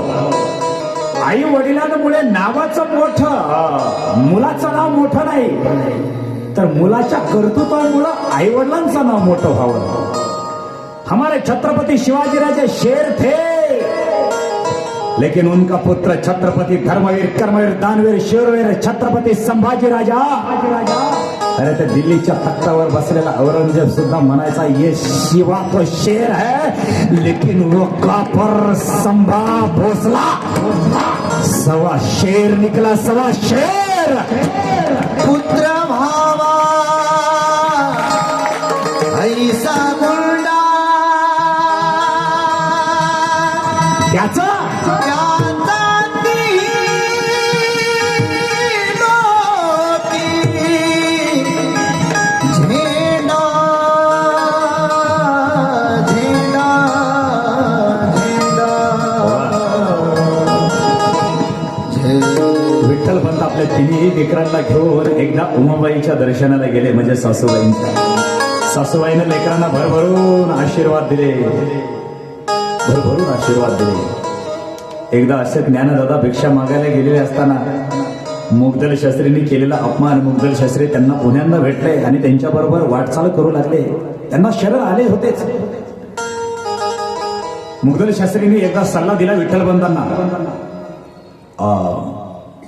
विठ्ठलबंत, हे आळंदीकर तुम्हाला न्याय देतील म्हणून काही शाश्वती नाही. आपण हे कराल तर बरे होईल. या लेकरांना न्याय मिळावा यासाठी तुम्ही प्रतिष्ठानला जा. प्रतिष्ठान म्हणजे आताच पैठण, आळंदीपासून तब्बल 200 किलोमीटर अंतर तरी नक्कीच येणार. सल्ला पटला. शास्त्र पंडित आहेत, गाडे अभ्यासक आहेत, न्याय मिळेलच मिळेल ही खात्री होती, शाश्वती होती. आपल्या धर्मपत्नीला म्हणाले, रुक्मिणी, मुगदल शास्त्री म्हणतात ते खरे आहे, जातो. आपलं काहीही होऊ द्या, पण या चिमुकल्या लेकरांना धर्मात जागा मिळायला पाहिजे. जातात तर खरंच जा बाई, खरंच जा, पण न्याय मिळेल ना हो. रुक्मिणी, प्रयत्न आपल्या हातात आहेत. शास्त्रात हा गुन्हा आजपर्यंत कोणी केला नाही आणि शास्त्रात कुठंतरी जागा मिळेलच, कुठंतरी थारा सापडेलच, किनारा हा असायलाच हवा. विद्वान पंडित आहेत, गाडे अभ्यासक आहेत, देतील न्याय देतील. रुक्मिणी माता म्हणाल्या, निवृत्ती दादा असायला हवा होता. या वक्ताला निवृत्ती दादा असायला हवा होता. तिन्ही लेकरं गोधडीत झोपलेली, पती पत्नी ढसाढसा रडू लागली आणि विठ्ठल पंतांनी निर्णय घेतला प्रतिष्ठानला जायचं. अनुवानी पाय उचलली. पाय फक्त चालत होती म्हणून ती चालत होती.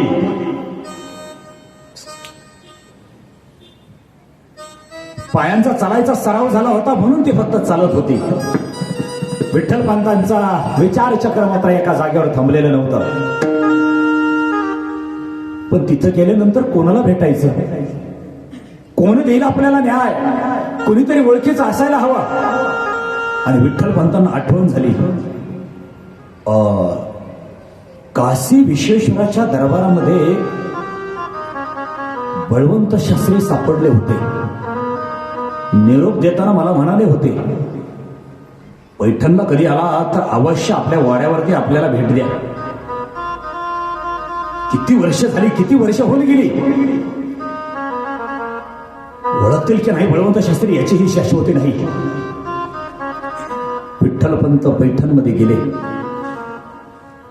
बळवंत शास्त्रीचा वाडा विचारला. बळवंत शास्त्रीचा वाड्याचा शोध लागला. दारात गेले. दरवाजा लावला होता. कडी ठोकवली. एका माऊलीनं दार उघडलं आणि दार उघडल्याबरोबर विठ्ठलपंत दारात, अहो पाहता का, कोण आलंय तुमच्याकडे? बळवंत शास्त्री आतून बाहेर आले. देवपूजा चालू होती. पूजेचा मंत्र म्हणतच बाहेर आले. चेहरा परिचयाचा दिसतो. विचारांना थोडासा ताण दिला आणि बळवंत शास्त्रीला मात्र ओळख पटली. ओ हो हो हो हो हो विठ्ठलपंत आपी गावकर, या या या या या. अहो किती वर्षानं भेट होती. अवश्य दारात उभे काय, अहो वेडे की काय, जा जा जा बसायला टाका, पाणी आणा, या या या विठ्ठलपंत आतमध्ये या. विठ्ठलपंतांना एवढ्या आदरानं, एवढ्या प्रेमानं, हक्कानं बऱ्याच वर्षानंतर कोणीतरी घरामध्ये घेऊन जात होतं. बळवंत शास्त्रीने विठ्ठलपंताच्या हाताला धरलं. गादीवर बसायला आग्रह केला. गादीवरती बसले. बऱ्याच दिवसानंतर अंगाला मऊ गादीचा स्पर्श झाला होता. एवढा आदरानं त्यांना आजपर्यंत कोणी बसवलं नंतर. माऊलीनं पाणी आणलं. गटा गटा गटा गटा पिले. अंगावर, छातीवर, चेहऱ्यावर आलेला घाम गळ्यातल्या उपवस्त्राने टिपला. विठ्ठलपंत कसे काय येणे केले? एखाद्या पावसाळ्यामधला आकाशामध्ये ढगांना गडगडून जावं, भरून यावं आणि प्रहार ना प्रहार त्या ढगांना फक्त गरजत राहावं आणि बरसत राहावं.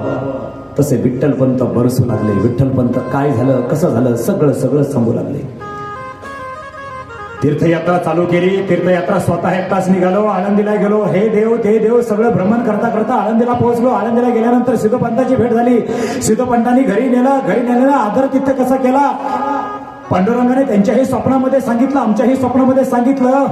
एका मुलीबरोबर लग्न केलं. नंतर संन्यासाश्रममध्ये कसा गेलो, तिथून आम्हाला आमच्या गुरुदेवांनी संसार प्रपंचामध्ये पुन्हा कसं पाठवलं, आल्यानंतर कशी आमची लेकरं झाली, लेकरांची कशी होरपळ झाली, सगळं पाऊस बरसल्यासारखं विठ्ठलपंत तासन तास सांगत होते आणि बळवंत शास्त्री शांत ऐकत होते. लटलट करणारे बळवंत शास्त्री विठ्ठलपंताला म्हणाले, विठ्ठलपंत काळजी करू नका, मी न्याय मिळवून देतो. हे पैठणचे शास्त्री, हे पंडित कसे न्याय देत नाहीत मी पाहतो. अहो शोधल्यावर काय सापडत नाही. शास्त्रामध्ये कुठेतरी किनारा सापडेलच, पुरावा सापडेलच ना. मी सांगतो, उद्या तुम्ही चला माझ्या बरोबर धर्म परिषदेमध्ये. मी सांगतो. विठ्ठलपंतांना आपल्या पाठीशी कोणीतरी आहे याचा खूप आधार वाटला. पांडुरंगा, निदान ह्या व्यक्तीने तरी आम्हाला ओळखलं आणि जीवाभावाचे म्हणून कोणीतरी आमच्या पाठीशी आहे. परून पावले. दुसरा दिवस उजाडला. धर्मसभा भरली गेली. उजव्या डाव्या बाजूने सगळी गच्च गर्दी विद्वानांची. बोपदेव म्हणून त्यांची वाट पाहत होते जे सिंहासनावरती मुख्य न्यायाधीश होते.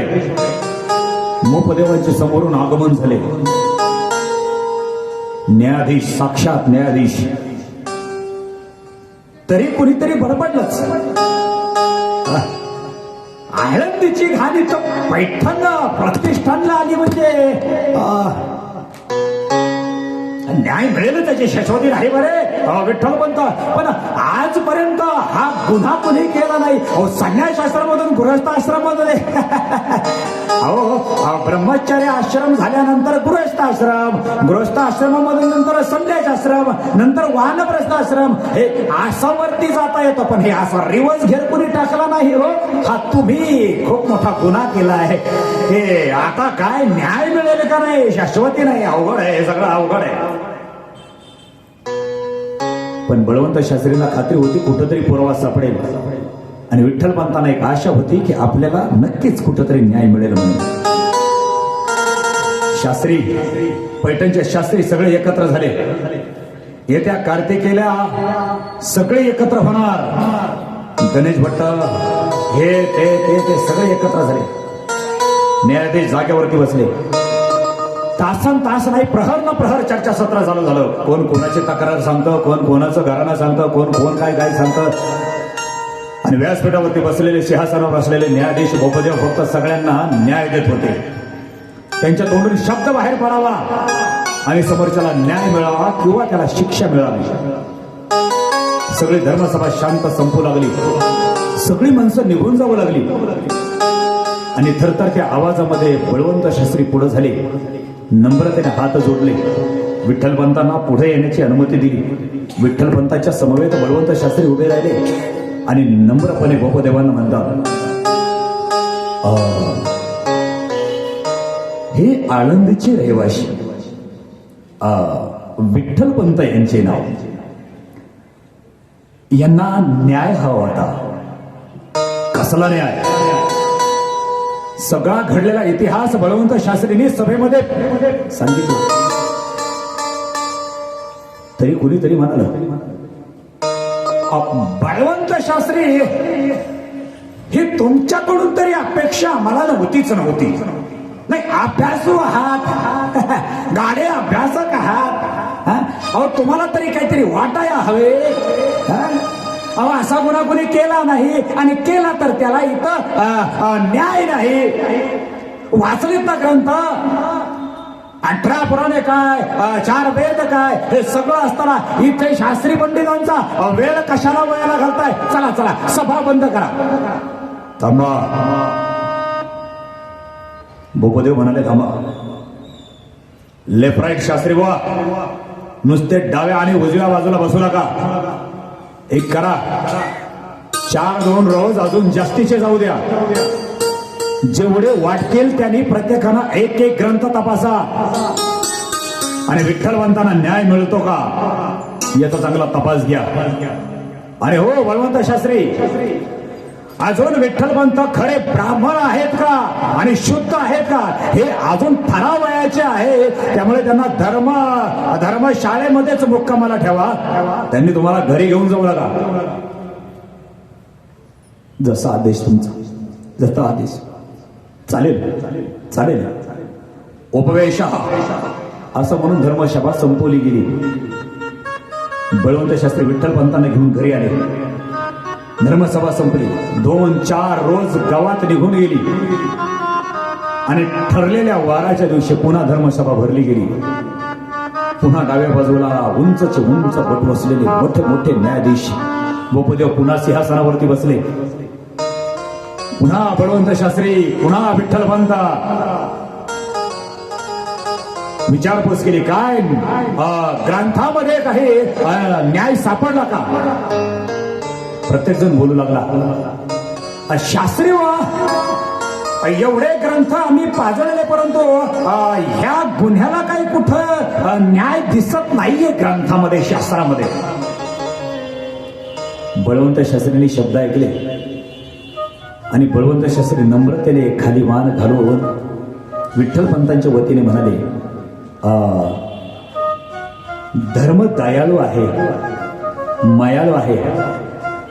बळवंत शास्त्री, धर्म दयाळू आहे, मायाळू आहे हे तुम्हास ठावे आहे, पण हेही लक्षात असू द्या, हे शास्त्र कसं उलट्या काळजाचं आहे हे तुम्हालाही चांगलं माहिती आहे. आता जर शास्त्रातूनच आम्हाला जर न्याय देता येत नसेल, सापडत नसेल, तर आम्ही मात्र मनानं काही कारभार करू शकत नाही. आपण ज्ञानी आहात. जरी शास्त्रात पुरावा नाही सापडला तरी आपल्या काळजाचा उपयोग करावा. आपण आपल्या मनाने कुठेतरी न्याय त्यांना द्यावा. बळवंत शास्त्री, अहो आम्ही जर मनानेच असा न्याय द्यायचा म्हटलं तर हा शास्त्राचा अपमान होणार नाही का काय? आणि समजदार माणसाने जर असं चुकीचं वागायचं तर सर्वसामान्य माणसाने तो काय करायला हवे? काय विठ्ठलपंत? विठ्ठलपंत शास्त्री भावांना बोलू लागले न्यायाधीशांना, क्षमा क्षमा.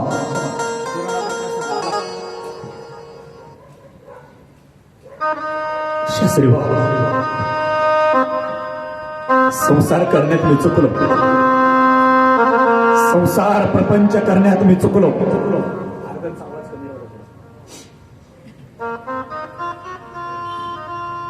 आपण ज्ञानी आहात, आपण विद्वान आहात. चूक झाली हो, चूक झाली हो, चुकलो आम्ही. आमच्या चुकीची शिक्षा आमची चिमुकल्या लेकरांना का? आपण विद्वान आहात, आमचे मायबाप आहात. आपण जी शिक्षा द्याल ती आम्ही स्वीकारायला तयार आहेत. विठ्ठलपंता, शास्त्र फार उलट्या काळजाचं. विठ्ठलपंता, एक पर्याय आहे. न्यायाधीशानं नम्र सांगावा, आम्ही नम्रतेने स्वीकारू. विठ्ठलपंत, तुम्हाला जर वाटत असेल तुमच्या लेकरांनी धर्मात जागावं, म्हणजे माणसात बसावं, माणसात उठावं, हे ऐसं जर वाटत असेल तर विठ्ठलपंत, तुम्हाला देहांत प्रायश्चित्त घ्यावं लागेल. देहांत प्रायश्चित्त.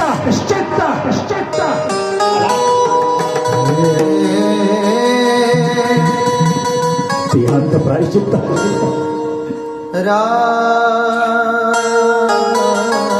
मला मान्य, मला मान्य, मला मान्य. मग निघा, आम्ही पत्र देतो. तुम्ही देहांत प्रायश्चित्त घेतल्यानंतर तुमच्या लेकरांना आम्ही धर्मात जागा देऊ, त्यांना माणसात बसता येईल, माणसात होता येईल, देऊ आम्ही, नक्की देऊ. आम्ही आमच्या परीने शब्द देतो. लिहा, बघताय काय? लिहा. पत्र लिहिलं, विठ्ठलपंताच्या हातामध्ये दिलं. सभा संपली. बळवंत शास्त्री विठ्ठलपंताला घरी घेऊन गेले. 8-10 दिवस झाले विठ्ठलपंत बळवंत शास्त्रीपाशी राहत होते आणि विठ्ठलपंत आता बळवंत शास्त्रीला सोडून जाणार होते आळंदीला.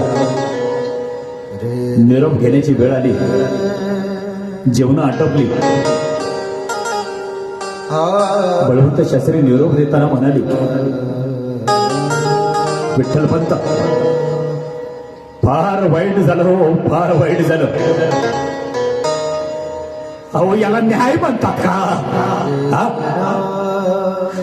अरे शास्त्रापेक्षा ही शास्त्री उलट्या काळजाची, शास्त्री उलट्या काळजाची.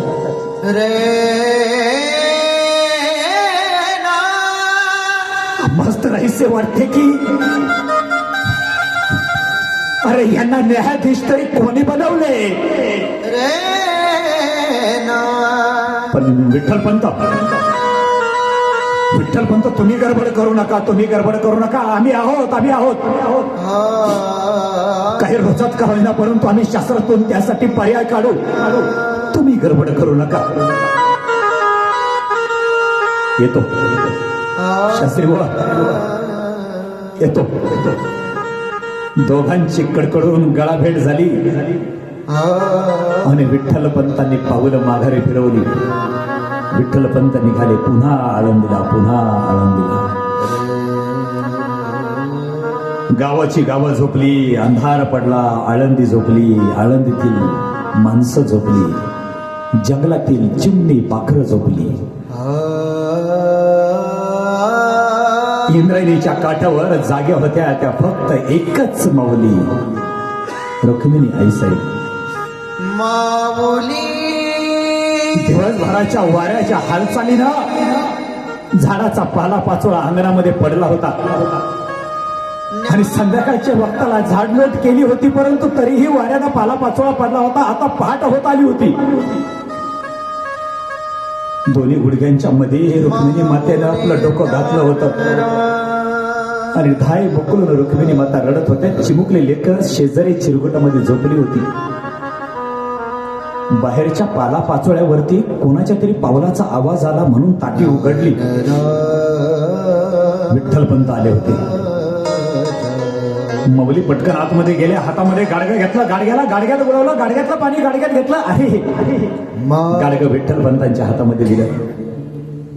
लांबवर झालेला प्रवास, अनवाणी प्रवास, वनवन करत आलेला प्रवास. आपल्या धर्मपत्नीच्या हातामधलं ते मडकं हातात घेतलं, गटा गटा गटा गटा पिले आणि पिल्यानंतर अंगा छातीवर चेहऱ्यावर घाम आला. हातातलं गळ्यातलं उपवस्त्र घेतलं आणि पुन्हा चेहऱ्यावरचा छातीवरचा अंगावरचा घाम टिपला आणि विठ्ठल पंत एका मेढीला गिळून बसले. रुक्मिणी माते त्यांच्या समोर बसल्या. बराच वेळ शांतता, पण रुक्मिणी मातेला ही शांतता नको होती. न राहून रुक्मिणी मातेने विचारलं विठ्ठल पंतांना, काय न्याय मिळाला हो, काय न्याय मिळाला? लांबवर श्वास विठ्ठल पंतांनी घेतला आणि विठ्ठल पंत म्हणाले,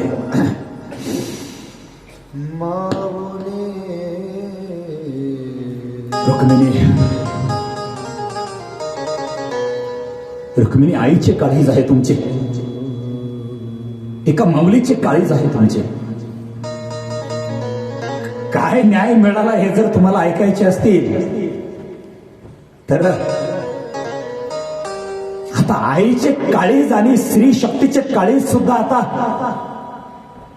पाषाणाचे काळीज करा आणि ऐका काय न्याय मिळाला. रुक्मिणी मातेच्या अंगावरती सरकन काटा आला. काहीतरी विपरीत झालंय हो, काहीतरी विपरीत झालंय. विठ्ठल पंतांची आसू दोन्ही डोळे. रुक्मिणी, आपल्याला जर वाटत असेल आपल्या चिमुकल्या लेकरांना संसार प्रपंचामध्ये धर्मामध्ये जगावं, माणसात बसावं, माणसात उठावं, रुक्मिणी आम्हाला देहांत प्रायश्चित्त करावं लागेल. देहांत प्रायश्चित्त. माऊली ज्ञान राजा. असं काय बोलताय भेड्यासारखं?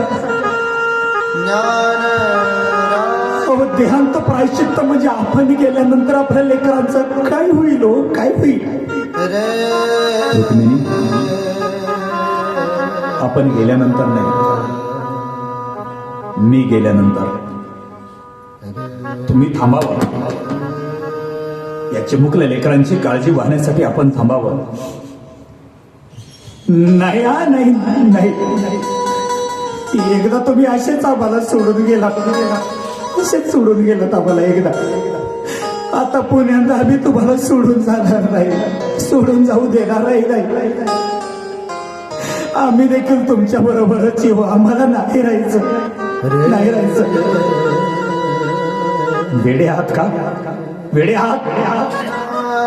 अहो, या चिमुकल्या लेकरांची काळजी वाहण्यासाठी तुम्हाला थांबावं लागेल. आम्ही नाही थांबणार, आम्ही नाही थांबू शकणार, नाही थांबू शकणार. रुक्मिणी, ऐसे वेड्यासारखे करू नये. अहो, पंडुराजा गेल्यानंतर कोणती माता नाही का माघारी थांबल्या? तुम्ही शास्त्रातले पुरावे देऊ नका. खूप अभ्यास आहे तुमचा, टावे आहे आंबास. बोलून तर देतच नाही पण काही करून पण देत नाही. तुम्ही जर न सांगता आम्हाला निघून गेला नाही याद रखा आम्ही देखील राहणार. हो ती कल्पना देखील आम्हाला सहन होत नाही. हो ती कल्पना देखील आम्हाला सहन होत नाहीये. दोघांचं ठरलं जायचं. 1 2 3 दिवस माघारी उलटली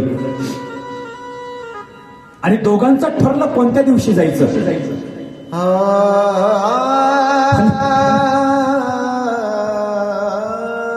आज जायचं म्हणून रुक्मिणी मातेनं गोडाधोडाचे जेवण केलं. सकाळ झाली. गोडाधोडाचे मांडे केले. चिमुकली मुक्ता स्वयंपाक करत असताना आईच्या पाठीवर खेळत होती. रुक्मिणी माता मांडे करत होत्या आणि चिमुकली मुक्ता आईला म्हणते, आई आज कुठला सण पण नाहीये आणि कुठला अतिथी पण आला नाहीये, मग गोडाधोडाचे मांडे कशाला बनवले. मुक्ता तुम्हाला आवडतात ना रे बाळांनो, तुम्हाला आवडतात ना म्हणून केले. आई निवृत्ती दादाला पण खूप आवडतात ना. निवृत्ती दादाची आठवण काढल्याबरोबर तर ढाय मोकलून डोळ्यातून इंद्राने भीमा वाहू लागल्या आईच्या. अरे वाघाने खाल्ला म्हणून आठवण क्षणाक्षणाला लेकराची येत होती. परंतु या वक्ताला तरी निवृत्ती असायला होता. आपल्या माघारी तोच होता ना. गोडाधोडाचे अन्न लेकरांना खाऊ घातलं. दिवस मावळतीकडे गेला. चिमुकले लेकर तिन्ही सोपान दादा, ज्ञानदादा, चिमुकली मुक्ता चिरुगटामध्ये झोपली. डोळा लागला नव्हता विठ्ठल पंतांना आणि रुक्मिणी मातेला. रात्रीचं निघून जायचं होतं. चला चला चला वकूत करू नका. चला. रुक्मिणी मातेला मात्र चिमुकल्या लेकरांची नजर चेहऱ्यावरची हटत नव्हती. आपल्या धर्मपत्नी आपल्या लेकरांना निहाळून पाहता येत तोपर्यंत काहीतरी कागदावर लिहावं म्हणून बटू हातामध्ये घेतला. अक्षर फिरवली गेली. कागदावरती काहीतरी विठ्ठलपंतांनी लिहिलं आणि ताटीमध्ये देवघर होतं. त्या देवघरावरती विठ्ठल होता. त्या विठ्ठलाला उचललं आणि तो कागद विठ्ठलाच्या पायाखाली ठेवला. रे रे दे रे ना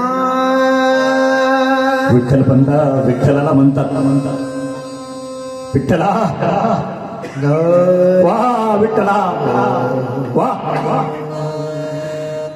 अजब आहे तुझा न्याय. अजब आहे. विठ्ठला आता तूच आमच्या माघारी या लेकरांना सांभाळ. तूच या लेकरांना सांभाळ. या लेकरांचे मायबाप आता तूच हो. रुक्मिणी विठ्ठलाकडे देवाऱ्याच्या पाहते आणि विठ्ठलाला म्हणते, पांडुरंगा आता ही धरणी माताच अंतरून आणि ही आकाशच पांघरून आता तू सांभाळ आमच्या लेकरांना. आम्ही येतो कायमचे येतो. पण विठ्ठला एवढं लक्षात ठेव, गुरुदेवांच्या आज्ञेवरून आम्ही आमचे पतिराज संसार प्रपंचामध्ये आले. हे विठ्ठला अरे गुरुदेवांच्या शब्दाचा जर अपमान केलास ना तर गुरुवरची भक्ती कायमची शिष्याची निघून जाईल रे. आता आमच्या लेकरांचा सांभाळ तुला करायचा आहे विठ्ठला. तुला रे रे रे रे ना विठ्ठलपंत देवाऱ्यावरच्या विठ्ठलाला म्हणतात हे विठ्ठला कुठल्या जन्मातलं वैर आहे रे. कुठल्या जन्मातलं वैर आहे सांग ना. तुझा माझा देवा का हा वैराकार कारे वैराकार तुझा माझा देवा कारे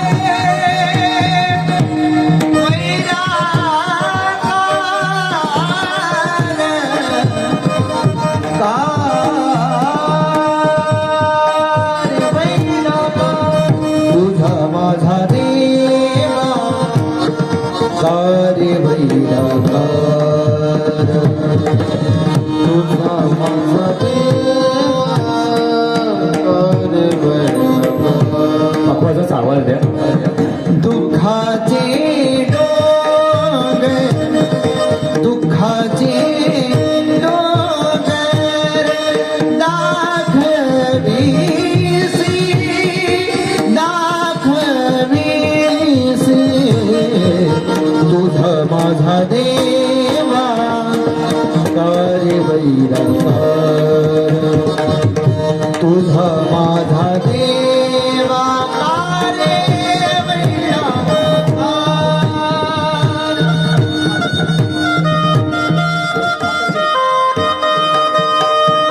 आम्ही देवा तुझी केली होती आशा विठ्ठला आम्ही तुझीकडूनच आशा होते रे फक्त. देवा त्या आशेला आता निष्फळ जाऊ देऊ नकोस. केले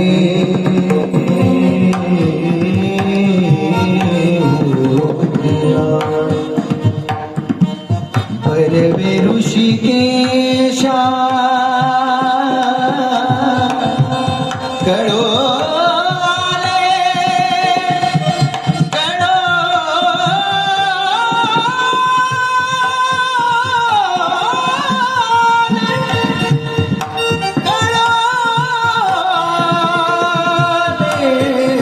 विठ्ठला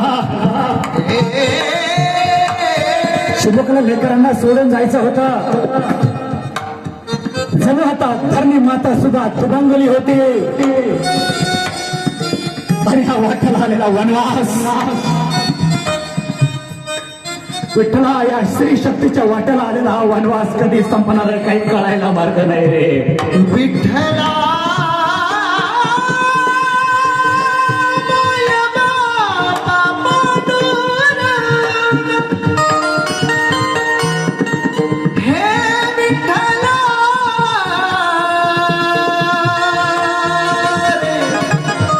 विठ्ठला